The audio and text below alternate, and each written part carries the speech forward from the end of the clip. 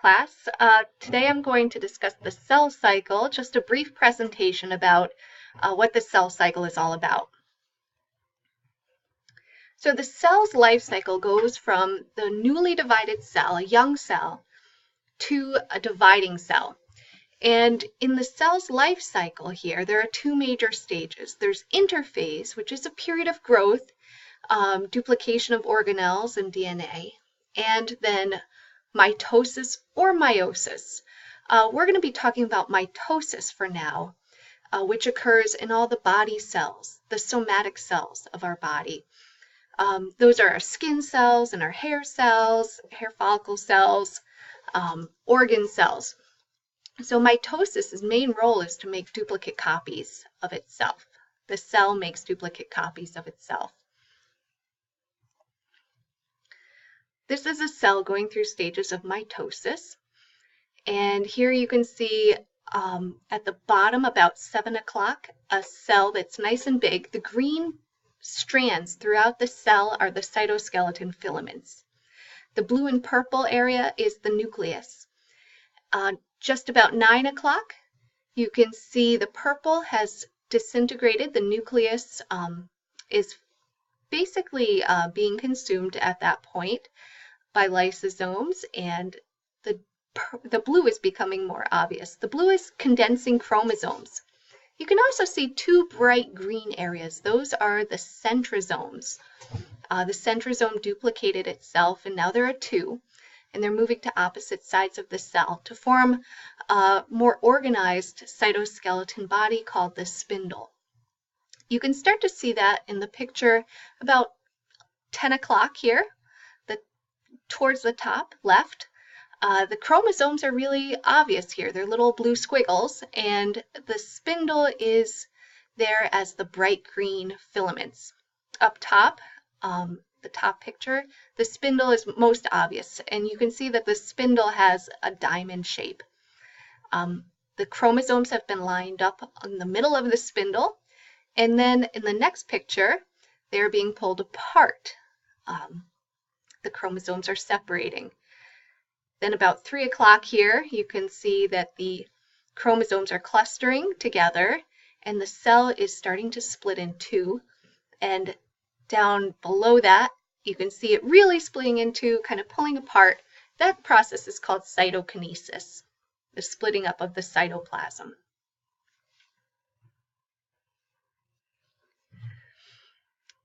So the cell will spend most of its time in interphase. Interphase is happening before mitosis. That previous slide really highlighted the steps of mitosis. But when we look at any cell of our body, it is most likely in interphase. And interphase consists of three phases, G1, S, and G2. G1 and G2 are gap phases. It used to be thought that those phases were just a resting period for the cell, a gap in development. But as it turns out, they are very active phases and involve growth and protein production for the cell. In the S phase of interphase, DNA synthesis or duplication occurs, and this is in preparation for mitosis, the cell division part of the life cycle.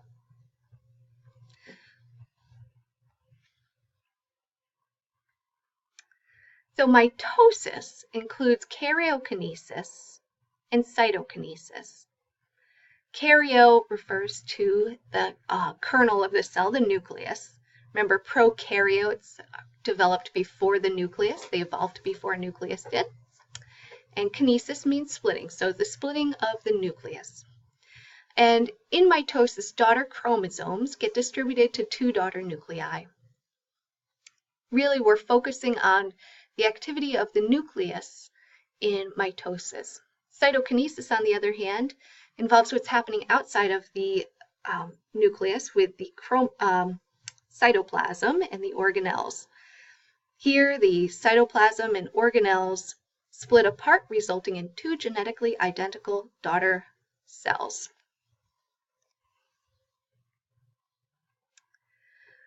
So we're going to be discussing genetics and chromosomes and inheritance in the next couple weeks. So let's talk first about what a chromosome is, since we're going to be following them around through the process of mitosis. A chromosome is a piece of DNA that has wrapped around proteins. So we have DNA in each one of our cells, and the DNA is almost 2 meters long in each cell, in each nucleus. That is a very long molecule. It's very, very thin, very long. And it is usually in this form called chromatin. Throughout most of interphase, the DNA is loose chromatin. When the cell gets ready to divide, the DNA wraps around those proteins and condenses and breaks apart into a distinct number of chromosomes. The number of chromosomes present in the nucleus depends on the species that we are studying. So humans have 46 chromosomes when all the DNA breaks up. Goldfish have 94 chromosomes. Corn has 20 chromosomes. You'll notice that these numbers are even, and that's because chromosomes in most eukaryotes come in pairs. That's called being diploid. Di for doubles, kind of. Diploid organisms have 2 chromosomes of each type. These are called homologous chromosomes. So for humans, we have 2 of chromosome 1, 2 of chromosome 2, 2 of chromosome 3, and they're in pairs all the way down to the 23rd set. So 23 pairs of chromosomes makes a diploid number of 46. This karyotype shows what the homologous chromosomes of a human look like when they're all lined up by pair. So the chromosomes above the number 1 are the pair for chromosome 1. These happen to be the longest chromosomes. Chromosomes 2 are slightly shorter. They're equal in length to each other. And all of these homologous chromosomes are similar to each other, to the pair. Okay? They're not identical. And that prefix homo means same, but these are not exactly the same.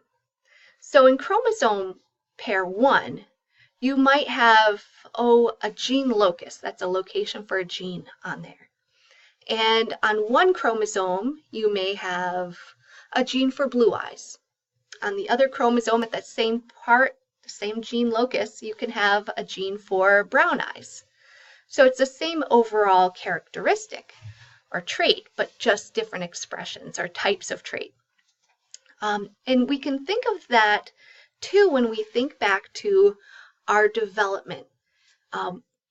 When an egg is fertilized, this very beginning of life, an egg is haploid. That means it has 1 from each pair of chromosomes. So that would be 23 chromosomes. So just 1 of those from pair 1, just 1 of those from pair 2, just 1 of those from pair 3, etc. When a sperm fertilizes the egg, that sperm is also haploid and carries 1 set of chromosomes. These combine in fertilization, and then the pairs get to come together. So then you end up with 2 of 1, 2 of 2, 2 of 3. So when you look at a pair of chromosomes, you can think that you got 1 of those chromosomes from your mother's egg and 1 of those chromosomes from your father's sperm. That's why they are similar to each other, because they'll have the same types of genes on each one, but mothers and fathers are not identical, so there are going to be slightly different variations. Down at the bottom of this karyotype, you can see the pair 22 and then X and Y. The last pair of chromosomes are the sex chromosomes. This person has 2 X chromosomes, and that means it is from a female. If there was an X1 and a Y1, that would be a male.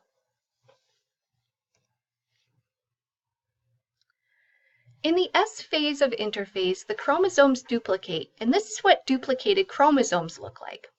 So the homologous chromosomes, each one from the pair, will double itself and make an identical copy.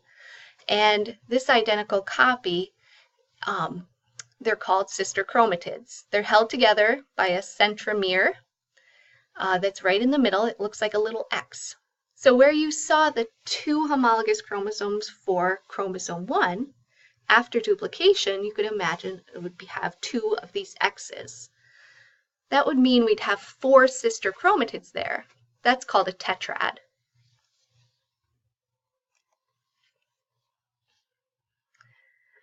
Mitosis starts with prophase, and I have some pictures here showing prophase. Several things happen in prophase. Okay? You have the disintegration of the nuclear envelope. It starts to break apart. The chromosomes are condensed, as you can see in that diagram on the left. The centromere is present, and it has kinetochore on the sides of it. The kinetochore is a protein that attaches to the cytoskeleton filaments of the spindle, and that helps to move these sister chromatids around the cell. The kinetochore attaches to the microtubules coming off of those little suns in the cell. So those are the centrosomes, those little circles, and the microtubules are coming off. They will form the spindle. The picture on the right shows cells in different stages of the cell cycle. A lot of those cells are in interphase, and they just look like normal cells with a pink nucleus. You can probably tell that these are plant cells because they're squarish. But the one labeled early prophase shows that the nucleus is starting to disintegrate. In late prophase, the chromosomes are very distinct. They look like kind of like little hot dogs in the cell. Prometaphase occurs between prophase and metaphase, and it's not always a recognized phase of mitosis. During prometaphase, that is when the kinetochore is attached to the spindle fibers, and the chromosomes start to move around the cell. You can see the mitotic spindle pole, that's where the centrosome is. The astral microtubules are just the microtubules of the spindle. They tend to look like asters or stars, kind of like suns. Chromosomes are there being pulled. And on the right, you can kind of see what this looks like. It's pretty messy for the cell, just chromosomes, and there's no structure surrounding them. There's no nuclear membrane anymore. Metaphase is the middle of the cell mitosis cycle. And here the spindle has formed very well. It's very distinct. And the chromosomes have lined up at the center of the cell on a line called the metaphase plate or the equator. That's going to be the line of cell division. Okay, so the chromosomes are in a very organized state here. Sister chromatids are attached and they're all lined up together. Remember, we have homologous chromosomes and sister chromatids. The sister chromatids are identical and attached, and the homologous chromosomes are similar and separate. During the next phase of the cell cycle, we have the separation of the sister chromatids. This is called anaphase. And here the sister chromatids, which are duplicates of each other, pull apart. The centromere dissolves, so they can pull apart. Now they're technically called daughter chromosomes. And the kinetochores attached to the spindle fibers allow these to move to opposite poles of the cell.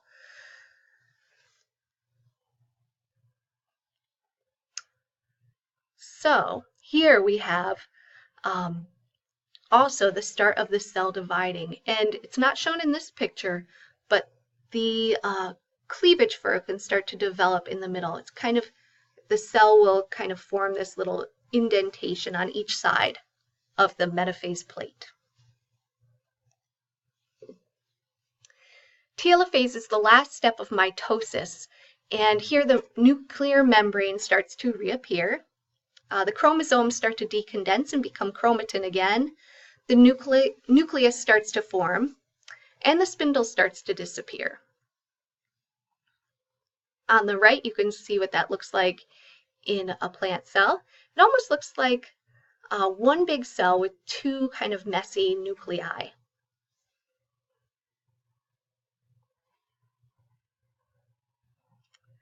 So after telophase, the cell will go through cytokinesis, and the cytoplasm will split. I hope that kind of helps you with your